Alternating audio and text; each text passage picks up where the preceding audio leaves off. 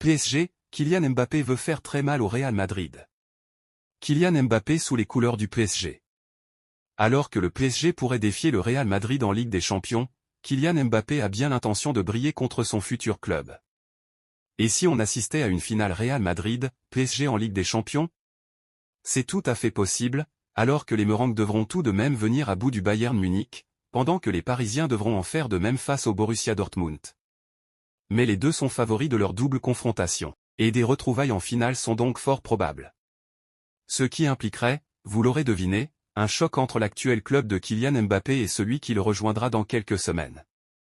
Le Bondinois, qui avait pourtant d'abord promis de prolonger comme révélé en exclusivité dans nos colonnes ce samedi, pourrait donc bien défier ses futurs partenaires et son futur public quelques semaines avant d'être présenté en grande pompe comme nouveau Galactique au Bernabéu. Autant dire que son attitude et le moindre geste seraient épiés et surveillés de très près, le ballon d'or dans le viseur. Comme l'indique Defensa Central, le joueur en est très conscient. Il sait que ça pourrait être un match assez spécial et compliqué à aborder, alors que tout le monde attend de savoir comment il célébrerait un éventuel but par exemple. Mais dans sa tête, c'est très clair, l'objectif sera de faire le plus de mal possible au Real Madrid et de n'avoir aucune pitié avec son futur club. Il donnera tout pour quitter le PSG par la grande porte et la tête haute, et pour cela, il devra briller contre les Merengues. Surtout, Mbappé pense aussi au Ballon d'Or. Il sait que c'est dans ce genre de match qu'il doit performer pour enfin obtenir le Graal des distinctions individuelles. Encore plus quand certains de ses futurs coéquipiers, comme Vinicius Junior ou Jude Bellingham, sont aussi de sérieux candidats pour être sacrés. Entre Mendy et Davies, le Real Madrid va trancher. Le transfert d'Alphonso Davies est dans les tuyaux depuis plusieurs mois au Real Madrid, mais un doute s'installe ces derniers jours. Le Real Madrid a fait preuve d'une solidité défensive remarquable face à Manchester City à l'Etihad et même si tout le monde a été excellent dans le secteur défensif, Ferland Mendy est l'un de ceux qui représentent très bien cet aspect du jeu. Durant la double confrontation, il a été insubmersible malgré la puissance offensive des Anglais. Lors du match aller, il a muselé Foden toute la partie et l'Anglais a dû s'éloigner de lui pour inscrire son fantastique but. Au retour, la configuration de Manchester City était différente mais le côté gauche madrilène était toujours fermé en grande partie grâce à la solidité du Français. Circuler, il n'y a rien à voir. Il est souvent reproché à Ferland Mendy de ne pas attaquer, de pas être une option dans les moments où le Real Madrid domine ses matchs mais cet aspect ne dérange aucunement son entraîneur, Carlo Ancelotti, qui lui pense toujours premièrement à l'équilibre de son équipe. L'Italien adoube d'ailleurs son latéral gauche depuis plusieurs semaines, comme s'il avait envie de faire passer un message à sa direction. Pour nous, c'est le meilleur latéral du monde défensivement. Pas uniquement pour moi, mais aussi pour ses coéquipiers parce qu'à l'entraînement c'est pareil. C'est difficile de le passer, a-t-il répété hier durant sa conférence de presse et il semblerait que ce soit tout le club qui commence à remettre en question le mercato à venir. En effet, comme le raconte Marca ce dimanche, les dirigeants estiment qu'avoir Alphonso Davies et Ferland Mendy au sein d'un même effectif n'est pas la meilleure décision à prendre et il y a désormais des doutes au regard des performances de l'un et de l'autre cette saison. Le Canadien est perçu comme une excellente opportunité du marché mais il est vrai aussi qu'il ne fait pas une bonne saison avec le Bayern Munich. De l'autre côté, Ferland Mendy, 28 ans, vient de démontrer une fois de plus que sa faculté à bien défendre dans les très grands matchs compense le fait qu'il n'est pas un bon contre-attaquant et lui souhaite rester à Madrid où il se sent bien, que ce soit dans sa vie quotidienne ou au club. D'après la même source, le prix fixé par le Bayern pour Davies jouera aussi dans la décision du Real Madrid qui pourrait même attendre une année de plus et attendre qu'il soit joueur libre. Fran Garcia et Miguel. Dans ce débat des latéraux pour la saison, Fran Garcia est la troisième option, lui qui n'a pas tellement convaincu pour sa première année en blanc, mais qui a encore 4 années de contrat et qui semble prêt à attendre ses opportunités tranquillement. Quant à Miguel Gutiérrez, il fait aussi toujours partie de l'équation même si la tendance n'est pas à un retour à Madrid. L'actuel latéral de Girona risque alors d'être vendu cet été et le club madrilène récupérerait 50% de la somme. Sa clause libératoire a été fixée à 35 millions d'euros et on sait que le Bayern Munich fait partie des clubs qui suivent le joueur formé à la Cantra. Tout pourrait donc bien s'articuler. Lunin est prêt pour le Clasico, on va tout donner. Andriy Lunin, héros du Real Madrid à l'Etihad Stadium, s'est exprimé à quelques heures du Clasico de dimanche au Bernabéu.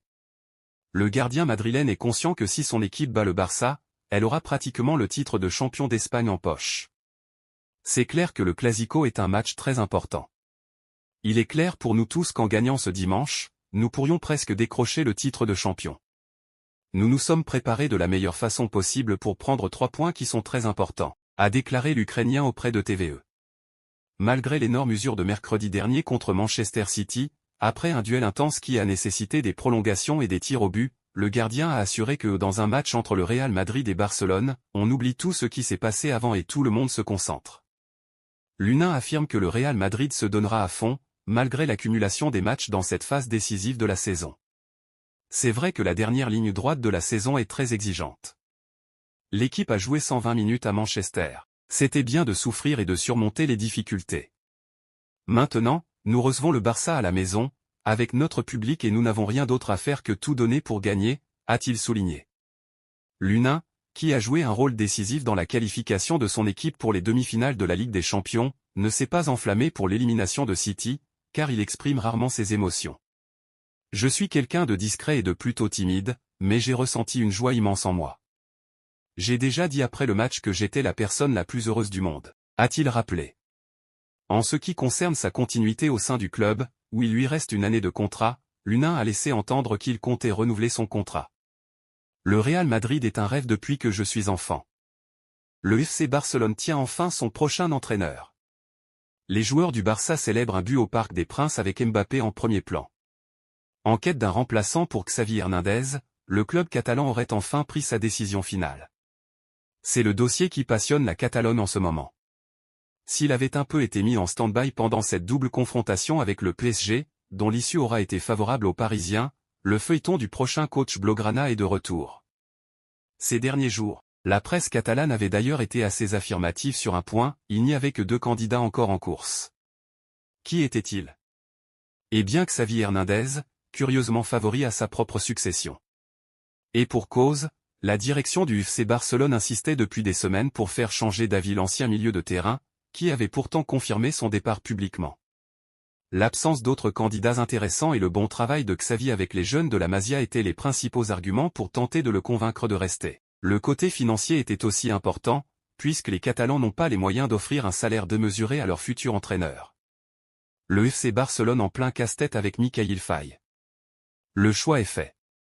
Il y avait donc un plan B, au cas où Rafa Marquez, le coach du FC Barcelone B. Et comme l'indiquent divers médias espagnols ce week-end, dont Relevo, l'ancien joueur mexicain a d'énormes chances de s'asseoir sur le banc du Camp Nou la saison prochaine. Tout indique que Xavi ne va pas continuer l'aventure, et son plan reste de quitter ses fonctions en fin de saison. Deuxième de son groupe en D3 avec le Barça B, derrière le Grand Deportivo de la Corogne, le Mexicain est le choix de la continuité.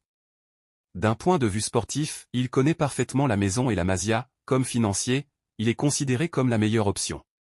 Sa nomination pourrait même être annoncée dans les prochains jours, selon la presse catalane. La grosse punition du FC Barcelone à Ronald Araujo. Ronald Araujo lors de son expulsion face au PSG. Le FC Barcelone a pris une grosse décision avec son défenseur central uruguayen. Il fut, malgré lui, l'un des principaux artisans de la qualification du PSG face au FC Barcelone en quart de finale de la Ligue des Champions. Pourtant excellent lors du match aller en terre parisienne, puis encore solide sur la première demi-heure de jeu au retour, Ronald Araujo a écopé d'un rouge a priori évitable, faisant chuter Bradley Barcola en situation de dernier défenseur. Le tout, alors que Ter Stegen pouvait éventuellement sortir dans les pieds du Parisien, et qu'un but n'aurait pas forcément mis les Catalans dans une situation si difficile. Un carton rouge évitable qui a mis le PSG dans un contexte très favorable, et qui semble d'ailleurs avoir créé une petite fracture dans le vestiaire barcelonais, puisqu'Ike Guindoan a un peu repris de voler son partenaire publiquement après le match. Ce qui n'a pas plu au principal concerné, ni à d'autres membres du vestiaire. Quoi qu'il en soit, l'image de l'Uruguayen a été un peu entachée auprès de l'opinion publique et de certains fans, déçus et qui pointent du doigt le défenseur central comme principal responsable de l'élimination. Real Madrid, FC Barcelone, les compositions officielles. Araujo déclassé. Et le FC Barcelone pourrait aussi le punir d'une façon assez drastique. Comment? En le vendant, tout simplement. Sport indique que le club a placé le joueur sur le marché, et que toute offre sera écoutée. Un temps intransférable est considéré comme un des futurs tauliers du club aux côtés de Pedri et Gavi. Ronald Araujo a créé quelques doutes en interne suite à ce match contre Paris et il ne fait plus l'unanimité. L'explosion de Pau Cubarsí et la belle cote du joueur sur le marché, alors que la situation financière du club est très difficile, font que la direction pense à récupérer un gros chèque avec des conséquences. L'Espagne s'enflamme pour le Clasico. Ce soir a lieu le très attendu Clasico entre le Real Madrid et le FC Barcelone. Pour le journal AS, c'est la première balle de match, ce soir. Avec 8 points d'avance, les Madrilènes peuvent mettre un terme à la course au titre ce soir. Marca ne s'y trompe pas et parle d'un Clasico pour la Liga dans ses pages intérieures. Même son de cloche dans la presse catalane. Ce Clasico est crucial, prévient le Mundo Deportivo. De son côté, Sport rappelle que c'est potentiellement le dernier de Xavi.